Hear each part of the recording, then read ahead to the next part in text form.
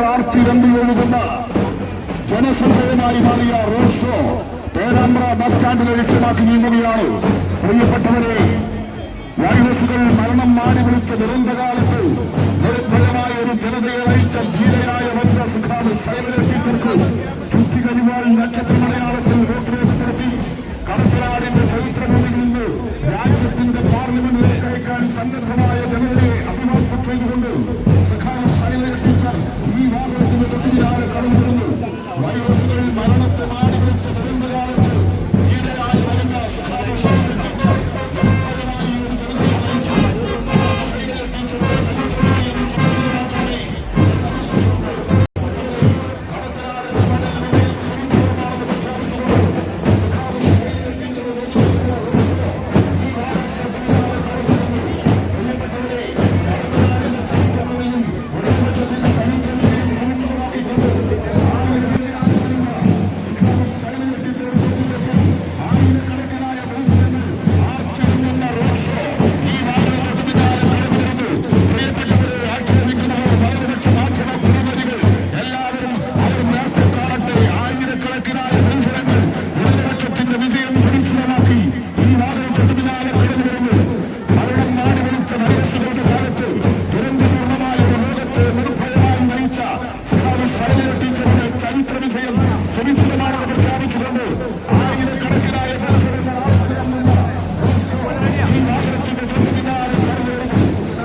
മുന്നണി അതിന്റെ ചരിത്ര വിജയം തുടക്കം കുറിച്ചിരിക്കുന്നു എന്ന് പ്രഖ്യാപിച്ചുകൊണ്ട് എല്ലാ വലതുപക്ഷ മാധ്യമ കുറുനരികളെയും വെല്ലുവിളിച്ചുകൊണ്ട് ഇടതുപക്ഷ ജനാധിപത്യ മുന്നണിയുടെ കടത്തനാടിന്റെ മണ്ണിലെ ചരിത്ര വിജയം സുനിശ്ചയമായിരിക്കുന്നു എന്ന് പ്രഖ്യാപിച്ചുകൊണ്ട് മരണം മാടി വിളിച്ച ദുരന്തകാലത്ത് നിർഭയമായി ഒരു ജനതയെ നയിച്ച സുഖാവ് ശൈലജ ടീച്ചർ അവർക്ക് ചരിത്ര വിജയം സമ്മാനിക്കുമെന്ന് പ്രഖ്യാപിച്ചുകൊണ്ട് ഒരു ജനതയുടെ ആത്മരോക്ഷം പ്രകടിപ്പിച്ച് ആർത്തിയെത്തുന്ന മഹാമുന്നേറ്റത്തെ ഒരു വലതുപക്ഷ മാധ്യമ കുറുനരിക്കും തടയാൻ സാധ്യമല്ല.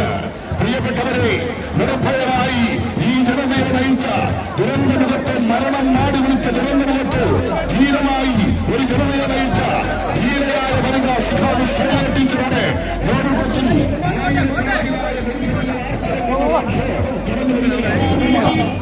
സംഘപരിവാർ ശക്തികൾക്കെതിരായി രാജ്യത്തുയർത്തെഴുന്നേറ്റ പോരാട്ടത്തിന് നേതൃത്വം കൊടുക്കുന്ന ഇന്ത്യൻ ഇടതുപക്ഷത്തിന്റെ അഭിമാന ചിഹ്നമായ ചുറ്റികരിവാൾ നക്ഷത്രം വൈറസുകൾ മരണം മാടി വിളിച്ച ദുരന്തകാലത്ത് ഒരു ധീരവനിതയെ പോലെ നിർഭയമായി നമ്മെ നയിച്ച സുഖാവ് ശൈലജ ടീച്ചർ, ആ ശൈലജ ടീച്ചറുടെ വിജയം സുനിശ്ചിതമാണെന്ന് പ്രഖ്യാപിച്ചുകൊണ്ട് ഒരു കിരാത ശക്തികൾക്കും ഈ പ്രസ്ഥാനത്തെ തടയാൻ കഴിയില്ലെന്ന് പ്രഖ്യാപിച്ചുകൊണ്ട് വലതുപക്ഷ മാധ്യമ കുറുനരികളെ വെല്ലുവിളിച്ചുകൊണ്ട് ഇടതുപക്ഷത്തിന്റെ മഹാശക്തി പ്രകടനം ഈ വാഹനത്തിന് തൊട്ടുപിന്നാലെ കടന്നു വരുന്നു. പ്രിയപ്പെട്ടവരെ, കടത്തനാടിന്റെ ചരിത്രമണ്ണിൽ ശൈലജ ടീച്ചറുടെ ചരിത്ര വിജയം സുനിശ്ചിതമാണെന്ന് പ്രഖ്യാപിച്ചുകൊണ്ടാണ് ആയിരക്കണക്കിന് മനുഷ്യങ്ങൾ ആർത്തിരമ്പുന്ന റോഡ് ഷോ ഈ വാഹനത്തിന് പിന്നാലെ കടന്നു വരുന്നു. ഇടതുപക്ഷത്തിന്റെ വിജയത്തിന്റെ ചൈത്രയാത്ര സുഖാവ് ശൈലജ ടീച്ചറുടെ നേതൃത്വത്തിൽ ഈ വാഹനത്തിന് പിന്നാലെ കടന്നു വരുന്നു. വഴിമാറുന്ന വലതുപക്ഷ മാധ്യമ കുറുനരികളെ, ഇടതുപക്ഷത്തിന്റെ ചൈത്രയാത്ര രാജ്യത്തിന്റെ മതനിരപേക്ഷതയുടെ വേദനിക്കുന്ന സംഘപരിവാർ ശക്തികളുടെ വേട്ടമായി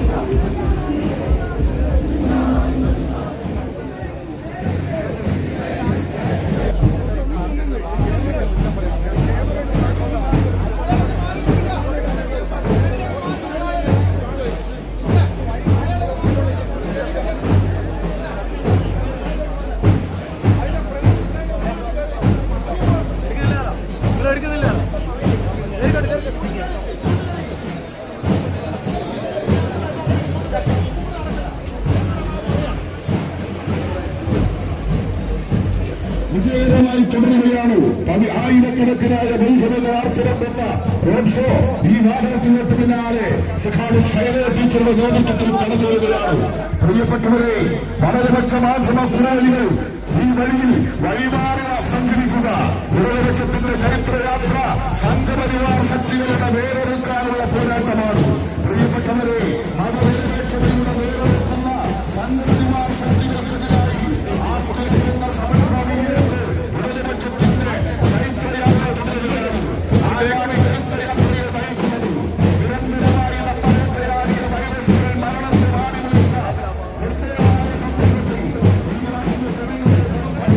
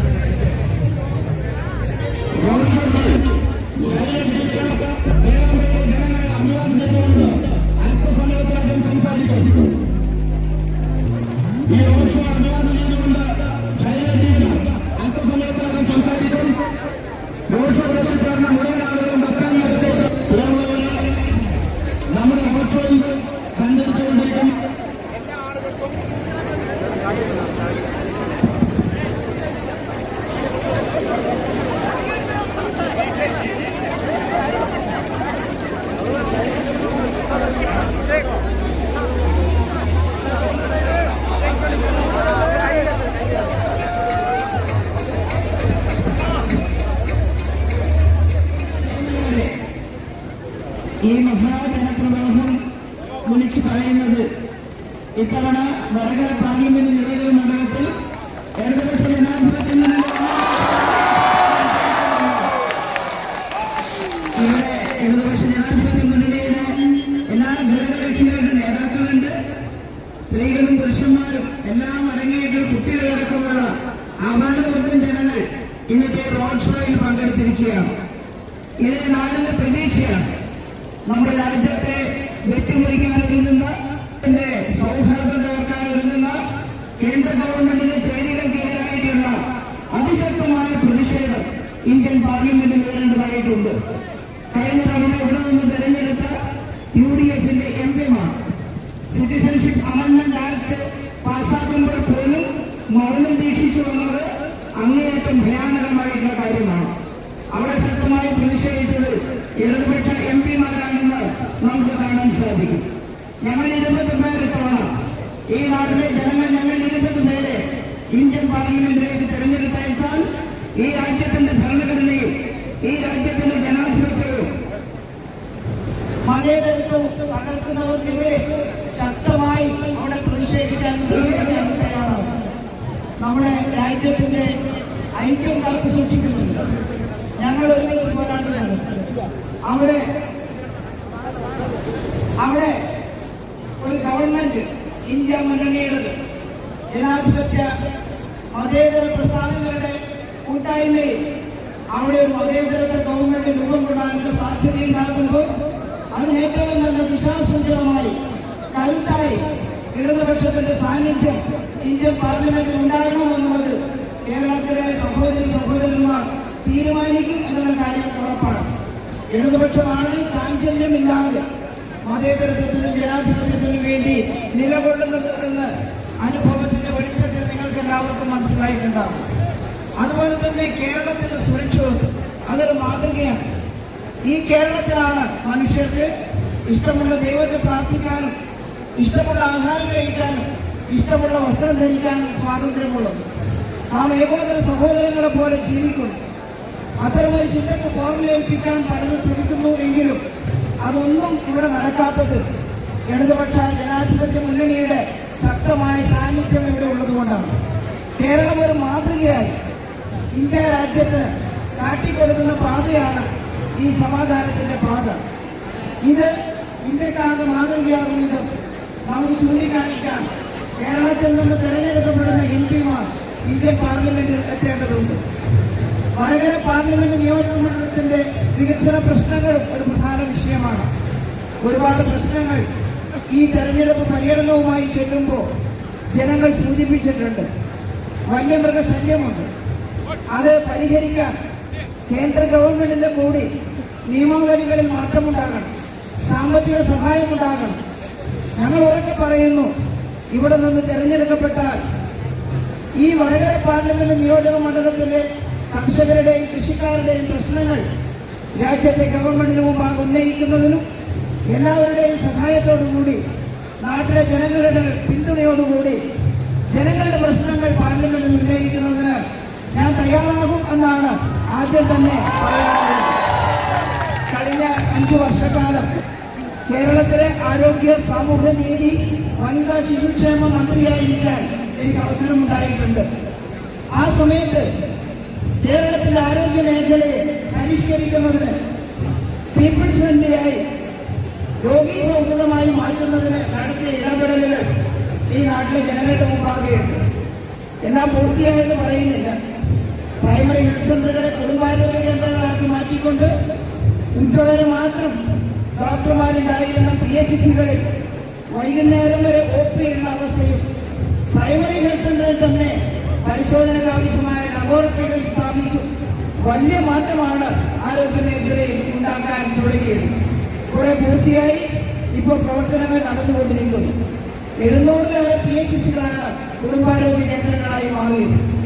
താലൂക്ക് ആശുപത്രികൾ നവീകരിക്കുന്നതിന് പ്രത്യേക മാസ്റ്റർ പ്ലാൻ തയ്യാറാക്കി 50 കോടി മുതൽ 150 കോടി രൂപ വരെ താലൂക്ക് ആശുപത്രികൾക്ക് അനുവദിക്കുകയും വലിയ തോതിൽ നല്ല മോഡുലാർ തിയേറ്ററും കെട്ടിടങ്ങളും ഒക്കെ അടങ്ങിയ താലൂക്ക് ആശുപത്രികളായി മാറ്റുകയും ചെയ്യുന്നു.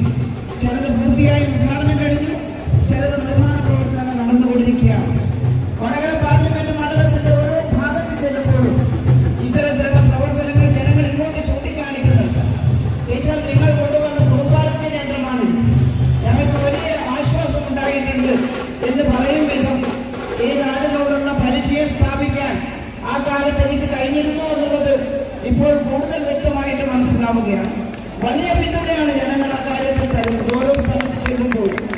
മാത്രമല്ല, ആരോഗ്യ മേഖലയിൽ സമ്പൂർണ്ണ ട്രോമാ കെയർ പദ്ധതി നടപ്പിലാക്കിയത് 2016 മുതൽ 2021 വരെയുള്ള ഗവൺമെന്റിന്റെ കാലഘട്ടത്തിലാണ്. 315 108 ആംബുലൻസുകൾ കേരളത്തിന്റെ ഹൈവേകളിൽ ഓരോ 30 കിലോമീറ്ററിലും ഒന്ന് എന്ന നിലയിൽ നമുക്ക് വിന്യസിക്കാൻ കഴിഞ്ഞു. ലെവൽ 1 ട്രോമ കെയർ സെന്ററുകൾ മെഡിക്കൽ കോളേജിൽ ആരംഭിച്ചു. അപകട മരണങ്ങൾ കുറക്കാൻ വളരെ പെട്ടെന്ന് തന്നെ ഇടപെടാൻ ആവശ്യമായ സംവിധാനം ഉണ്ടാക്കി. ഞാൻ എല്ലാ കാര്യവും വിശദീകരിക്കുന്നില്ല.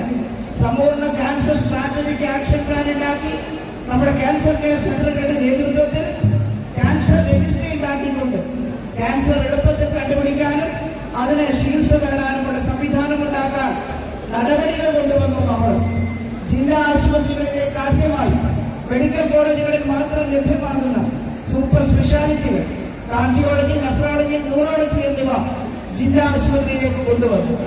ജില്ലാ ആശുപത്രികളിൽ കാത്ത് ലാബ് കൊടുക്കുമ്പോൾ ചിലരെങ്കിലും എന്നോട് പറഞ്ഞിരുന്നു, ഇത് നടക്കാൻ പോകുന്ന കാര്യമാണോ, മെഡിക്കൽ കോളേജിൽ ചെയ്യുന്ന കാര്യമല്ല. പക്ഷേ മനസ്സുണ്ടെങ്കിൽ മാർഗമുണ്ട് എന്നാണ് ഞങ്ങളോട് പറഞ്ഞത്. ഇന്ന് ജില്ലാ ആശുപത്രികളിലെ കാത്ത് ലാബുകളിൽ 100 കണക്കിന് ആളുകൾ ആൻജിയോഗ്രാമും ആൻജിയോപ്ലാസ്റ്റിയും ചെയ്യാൻ എത്തുന്നു. മെഡിക്കൽ കോളേജിലേക്ക് എത്തുമ്പോഴേക്കും മരണപ്പെട്ടു പോകുമായിരുന്ന ഒട്ടേറെ രോഗികളുടെ ജീവൻ രക്ഷിക്കാൻ സാധിക്കും. സ്ട്രോക്ക് യൂണിറ്റുകൾ ജില്ലാ ആശുപത്രികൾ തുടങ്ങി. ചെറിയ കുട്ടികൾ ജനിച്ച ഉടനെ തന്നെ ഹൃദയ സംബന്ധമായ അസുഖം കാരണം മരിച്ചു പോകുന്നത് കണ്ടപ്പോൾ അവർക്കായി കൃത്യം എന്ന പേരിൽ പ്രത്യേകം ഒരു പരിപാടി തയ്യാറാക്കി. 6000-ലേറെ കുട്ടികളുടെ ഓപ്പറേഷൻ നടന്നു. എന്റെ മനസ്സിന് ചാരിതാർത്ഥ്യം തോന്നുന്ന ഒരു വസ്തുത, തെരഞ്ഞെടുപ്പ് പ്രചരണമായി ചെല്ലുമ്പോൾ കുറെ ഇടങ്ങളിൽ അമ്മമാർ കുഞ്ഞുങ്ങളെയും കൊണ്ട് വന്നു. ഇന്നുമുണ്ടായി അതൊരു അനുഭവം. ചെക്കിട്ടപ്പാറയിൽ പോയപ്പോ അവിടെ നിന്നൊരു ഉമ്മ കുഞ്ഞിനെയും കൊണ്ട് വന്നിട്ട് പറഞ്ഞു, ടീച്ചർ, ഇത് നിങ്ങൾ സഹായിച്ചിട്ട് എന്റെ കുഞ്ഞ് ജീവിച്ചതാണ്. 7 ദിവസം പ്രായമുള്ളപ്പോഴാണ്, ഒരാഴ്ചക്കുള്ളിൽ ആ കുഞ്ഞിനെ ഹൃദയ പദ്ധതിയിലൂടെ ഹാർട്ട് വാൽവിന്റെ തകരാറ് മാറ്റാനുള്ള ഓപ്പറേഷൻ ചെയ്തത്. അത് പറഞ്ഞു, എന്റെ കുഞ്ഞിന് സ്കൂളിൽ പോകാൻ തുടങ്ങിയിരിക്കുന്നു, UKG പോകാൻ തുടങ്ങിയിരിക്കുന്നു, അടുത്ത തവണ 1ാം ക്ലാസ്സിൽ ചേർക്കാൻ സാധിക്കും. എന്തൊരു ആശ്വാസം ഉണ്ടാക്കുന്ന വാക്കുകളാണ്. ഞങ്ങൾ ആരെങ്കിലും ഏതെങ്കിലും PR വർക്ക് കൊണ്ട് നേടിയെടുത്തതല്ല ഈ മനുഷ്യ സ്നേഹം എന്നുള്ളത്. ജനങ്ങളുടെ പ്രതിസന്ധി ഘട്ടത്തിൽ ജനങ്ങളോടൊപ്പം നിന്ന് അവരിൽ ഒരാളായി പ്രവർത്തിച്ചതിന്റെ സ്നേഹമാണ് ജനങ്ങൾ തിരിച്ചു തരുന്നത് എന്ന് വൈറസ് ബാധയുണ്ടായി നമ്മൾ ആകെ ഭയന്നു പോയപ്പോ ചെങ്ങരോത്ത് ഗ്രാമത്തിലാണല്ലോ ഉണ്ടായത്, പേരാമ്പ്രയില്. അവിടുത്തെ സൂഫിക്കടയിൽ രാമകൃഷ്ണൻ മിനിസ്റ്റർ എന്നോട് പറഞ്ഞു, ഒരു അപൂർവ രോഗം ഇവിടെ ഉണ്ടായിരിക്കുന്നു, ടീച്ചർ ശ്രദ്ധിക്കണം. കേട്ട ഉടനെ ഞാൻ കോഴിക്കോടേക്ക് പുറപ്പെട്ടു. 40 ദിവസം ഞാൻ കോഴിക്കോട് താമസിച്ചു. തിരുവനന്തപുരത്ത് നിന്ന് നിയന്ത്രിക്കുകയാണ് ചെയ്തത്. കാരണം ഇവിടെ നിന്ന് നിയന്ത്രിച്ചാലേ ഈ അസുര വൈറസിനെ പെട്ടെന്ന് ചെങ്ങരോത്ത് ഗ്രാമത്തിലെ ജനങ്ങളെ ആശ്വസിപ്പിക്കാൻ ഞാനും രാമകൃഷ്ണനും പോയി. പലരും പറഞ്ഞു, മന്ത്രിമാരവിടെ പോകരുത്, മന്ത്രിമാർ ആദ്യം രോഗം വന്ന് മരിച്ചുപോയാൽ പിന്നെ എന്താണ് ചെയ്യുക? ഞങ്ങൾ പറഞ്ഞു, മുൻകരുതലുകൾ എടുക്കാം, ജനങ്ങളെ ആശ്വസിപ്പിക്കണം, ഞങ്ങൾ പോയേ പറ്റൂ. ചെങ്ങരോത്തെ ഗ്രാമത്തിലെ ജനങ്ങൾക്കറിയാം, അന്ന് ഉത്കണ്ഠയോടുകൂടി ഭീതിയോടുകൂടി കാത്തു നിന്നവരെ വിദഗ്ധരെയും കൂട്ടി ഞാനും രാമകൃഷ്ണനും അവിടെ എത്തി. നിങ്ങൾ എവിടെയും പോകരുത്, ഞങ്ങൾ ഈ ഗ്രാമം അടയ്ക്കാൻ പോവുകയാണ്, പുറത്തേക്ക് ആരും പോകരുത്, ഇവിടത്തേക്ക് തൽക്കാലം ആരും വരുന്നില്ല, പക്ഷേ നിങ്ങൾ ഉപേക്ഷിക്കുകയല്ല, നിങ്ങൾക്കുള്ള ഭക്ഷണവും നിങ്ങൾക്കുള്ള മരുന്നുമെല്ലാം 28 ദിവസം ക്വാറന്റൈനിൽ കിടക്കുമ്പോൾ നിങ്ങൾക്ക് എത്തിച്ചു തരും. നിങ്ങൾക്കൊരു ചെറിയ ജലദോഷം വന്നാൽ പോലും വിളിക്കുക, ഞാൻ ആംബുലൻസ് വന്ന് അപ്പം തന്നെ നിങ്ങളെ കൊണ്ടുവന്ന് പരിശോധിച്ച് രോഗം ഭേദമാകാൻ ചികിത്സക്ക് അഡ്മിറ്റ് ചെയ്യും. ഇത് അന്ന് ചെയ്തിട്ടുള്ള സത്യമായിട്ടുള്ള കാര്യമാണ്. അത് ജനങ്ങൾക്ക് അറിയാം. ജനങ്ങളുടെ ജീവൻ രക്ഷിക്കാൻ വേണ്ടി ഞങ്ങൾ അന്ന് എല്ലാ കാര്യങ്ങളും ചെയ്തു. നഴ്സുമാർക്കും ഡോക്ടർമാർക്കും ധരിക്കാൻ PPE കിറ്റ് ആവശ്യമായിരുന്നു. ആളുകൾക്ക് സ്രവം എടുക്കാൻ ആവശ്യമായ PPE കിറ്റ് ആവശ്യമായിരുന്നു. അവിടെ ഗൾഫിലെ ഒരു പ്രമുഖ വ്യവസായി എന്നെ വിളിച്ച് ചോദിച്ചു, ഡോക്ടർ ഷംഷീർ വയലിൽ, കോഴിക്കോടുകാരനാണ്, ടീച്ചറിന് എന്തെങ്കിലും സഹായം ആവശ്യമുണ്ടോ? ഞാൻ പറഞ്ഞു, ഞങ്ങൾക്ക് ഈ സുരക്ഷാ ഉപകരണങ്ങൾ ഇല്ല, ഇവിടെ വാങ്ങാൻ കിട്ടുന്നില്ല, നിങ്ങൾ കുറച്ച് അയച്ചു തരാമോ? ഒരു പ്രത്യേക വിമാനം ചാർട്ടർ ചെയ്ത് നമുക്ക് ആവശ്യമായിട്ടുള്ള സുരക്ഷാ ഉപകരണങ്ങൾ അദ്ദേഹം അയച്ചു തന്നു എന്നുള്ളത് നന്ദിയോടെ നമ്മൾ പറഞ്ഞിട്ടുണ്ട്. അതിൽ ബാക്കിയുള്ള PPE കിറ്റ് കോവിഡ് ബാധ വന്നപ്പോൾ നമുക്ക് ഉപയോഗിക്കാൻ സാധിച്ചു. എന്നാൽ കോവിഡ് പടരാൻ തുടങ്ങിയപ്പോൾ കൂടുതൽ ആവശ്യമായിട്ട് വന്നു. ഒരു ദിവസം ഒരാൾക്ക് 4 എണ്ണം ഉപയോഗിക്കേണ്ടതായിട്ട് വരും. 4 മണിക്കൂറിൽ കൂടുതൽ ഈ ഈ കുപ്പായത്തിനകത്ത് നിൽക്കാൻ പറ്റില്ല, അത് മാറ്റി പുതിയത് ധരിക്കണം. അങ്ങനെ ലക്ഷക്കണക്കിന് എണ്ണം ആവശ്യമായിട്ട് വരും. കോവിഡ് പടരുമ്പോൾ പെട്ടെന്നാണ് മാർക്കറ്റിൽ PPE കിറ്റ് ഇല്ലാതായത്. അത് തീർന്നു, സ്റ്റോക്ക് തീർന്നു. ചൈനയിൽ നിന്ന് വരുന്ന റോ മെറ്റീരിയൽ തീർന്നപ്പോൾ നിലവിലുള്ള സ്റ്റോക്ക് ഒന്ന് തീർന്നു. വിലയും കൂടി. നമ്മുടെ നാട്ടിലൊരു തന്ത്രമാണല്ലോ സ്റ്റോക്ക് കുറയുമ്പോൾ വില കൂടുക എന്നുള്ളത്. വില കൂടി. 500 രൂപക്ക് കിട്ടിയിരുന്നത് 1500 രൂപയായി. എന്നാലും കിട്ടാനില്ല വേണ്ടത്ര. ചീഫ് സെക്രട്ടറിയുടെ നേതൃത്വത്തിലുള്ള സമിതി യോഗം ചേർന്ന് ആലോചിച്ചു, നമ്മൾ എന്താണ് ചെയ്യേണ്ടത്? 1500 രൂപക്ക് വാങ്ങണം. എല്ലാവരും ചേർന്ന് തീരുമാനിച്ചു വാങ്ങണം. എത്ര രൂപയായാലും നഴ്സുമാരെയും ഡോക്ടർമാരെയും കുറക്ക് കൊടുക്കാൻ പറ്റില്ല. അവർ മരിച്ചുപോയാൽ രോഗികളെ ശുശ്രൂഷിക്കാൻ ആളുണ്ടാവില്ല. നമ്മൾ വാങ്ങി. കുറച്ചധികം ചോദിച്ചെങ്കിലും കുറച്ചേ കിട്ടിയുള്ളൂ. 15,000 കിട്ടിയുള്ളൂ. 1500 രൂപ കൊടുത്ത് 15,000 കിറ്റ് വാങ്ങി. ഒരാൾ പോലും സുരക്ഷാ ഉപകരണമില്ലാതെ രോഗികളുടെ അടുത്തേക്ക് പോകില്ല എന്ന് ഉറപ്പുവരുത്തി നമ്മുടെ ആരോഗ്യ പ്രവർത്തകരെ സംരക്ഷിക്കാൻ ഞങ്ങൾ തയ്യാറായി. ഈ വൈറസ് ബാധ കണ്ടുപിടിക്കുന്നതിന് മനസ്സിലാക്കുന്നതിന് മുമ്പാണ് ആദ്യത്തെ രോഗിയിൽ നിന്ന് നമ്മുടെ ലിനി സിസ്റ്റർക്ക് രോഗം പകർന്നു. അതിനുശേഷമാണ് നമ്മൾ വൈറസിനെ ഐഡന്റിഫൈ ചെയ്തത്. അതിനുശേഷം വൈറസ് നിപ്പയാണെന്ന് കണ്ടുപിടിച്ചതിന് ശേഷം ഒരു ആരോഗ്യ പ്രവർത്തകരുടെ പോലും ജീവൻ നഷ്ടപ്പെടാതെ സംരക്ഷിക്കാൻ പ്രവർത്തനത്തിന്റെ ഭാഗമായിട്ടാണ് അത് സാധിച്ചത്. പിന്നീട് മാർക്കറ്റിൽ പലയിടത്തുനിന്നും കുറേശ്ശെ PPE കിറ്റ് വരാൻ തുടങ്ങിയപ്പോൾ വില കുറയാൻ തുടങ്ങി. പക്ഷേ അന്ന് 15,000 കിറ്റുകൾ 1500 രൂപ കൊടുത്ത് വാങ്ങിയിരുന്നില്ലെങ്കിൽ ഒരുപാട് ആളുകൾ മരിച്ചു പോകുമായിരുന്നു. ഇന്ന് UDFന്റെ സൈബർ പോരാളികൾ അതിനെതിരായിട്ട് പരിഹസിച്ചുകൊണ്ട് കമന്റ് ഇടുന്നു. നിങ്ങൾ എത്രത്തോളം കമന്റ് ഇടുന്നോ ഈ നാട്ടിലെ മനുഷ്യർ അതിന് മറുപടി പറയും. മറുപടി പറയുന്നത് മാത്രമേ എനിക്ക് പറയാനുള്ളൂ. ഞങ്ങൾ ഈ നാടിന് വേണ്ടി പ്രവർത്തിക്കാൻ സദാ സന്നദ്ധരാണ്. അത് ഏത് പ്രതിസന്ധി ഘട്ടത്തിലായാലും. ഞാൻ നോമ്പ് തുറക്കേണ്ട സമയമാണ്. ഞാൻ എൻ്റെ പ്രസംഗം ദീർഘിപ്പിക്കുന്നില്ല. ഞാൻ ഒരു കാര്യം മാത്രമേ ഈ നാട്ടുകാരോട് പറയുന്നുള്ളൂ. LDF ചുമതലപ്പെടുത്തും വിധം ഇവിടെ നിന്ന് നിങ്ങൾ എന്നെ ജയിപ്പിക്കുകയാണെങ്കിൽ എങ്ങനെ ആ സമയത്ത് മന്ത്രിയായിരുന്നപ്പോൾ പ്രവർത്തിച്ചോ അതേപോലെ ഈ നാട്ടിലെ ജനങ്ങളുടെ ജനങ്ങൾക്ക് വേണ്ടി പ്രവർത്തിക്കാൻ ഞാൻ തയ്യാറാകുമെന്ന് മാത്രമേ പറയുന്നുള്ളൂ. വടകരയിലെ ജനങ്ങൾ, വടകര പാർലമെന്റിലെ ജനങ്ങൾ വലിയ ഭൂരിപക്ഷത്തോടുകൂടി LDFനെ വിജയിപ്പിക്കുമെന്ന് ഉറപ്പാണ്. അങ്ങനെ വിജയിച്ചാൽ ജനങ്ങളോട് പ്രതിബദ്ധത നിറവേറ്റാൻ അത് 10-ന് 100ആയിട്ട് ഞങ്ങൾ തിരിച്ചു നൽകുമെന്ന് മാത്രം പറഞ്ഞുകൊണ്ട് എല്ലാവരെയും അഭിവാദിച്ചുകൊണ്ട് ഞാൻ അവസാനിപ്പിക്കുന്നു.